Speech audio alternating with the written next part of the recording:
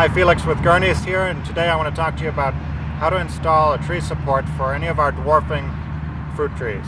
And here we have the tree support. You can get this from us. It's a wonderful training system, and the first step is going to be to pop out this little locking mechanism here. And to do that, in the back they have little push points.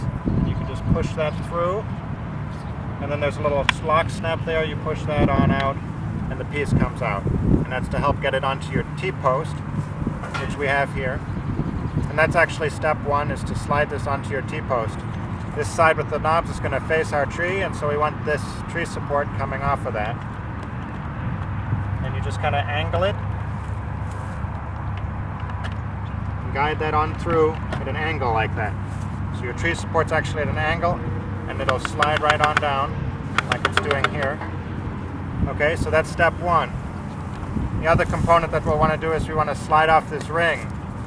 So you see, the video, if Dan can get this, we've got little snaps that push this component of the hoop off. That'll allow us to slide it around the tree nicely.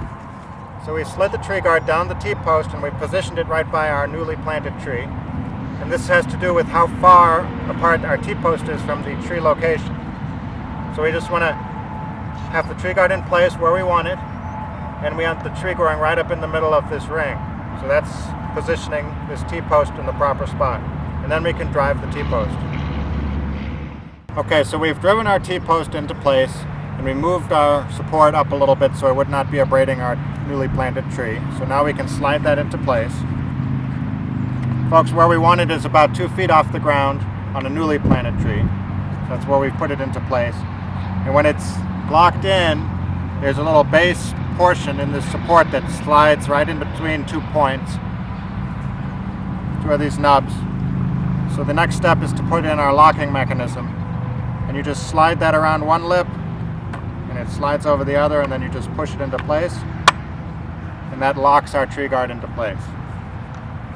The next part is we want to take off our rubber band, which was around this ring, and slide on our crescent, lock that into place. And then we just need to put our rubber band around. And there are a lot of ways you can do this, but to take some of the slack off, I'll wrap it around a couple of times here, then stretch it out, wrap it around the tree, and we have the tree supported with the rubber band so it can still move. As the tree caliper expands, this rubber band will expand right along with it, and that keeps the tree supported. That's all there is to it, folks. So keep your dwarf or semi-dwarf fruit tree from breaking over once it has a crop load and it has some size on it. This support will do that for you. Thanks for joining us at Gurney's, and look for some of our other videos on how to care for our fruit trees, perennials, and vegetables.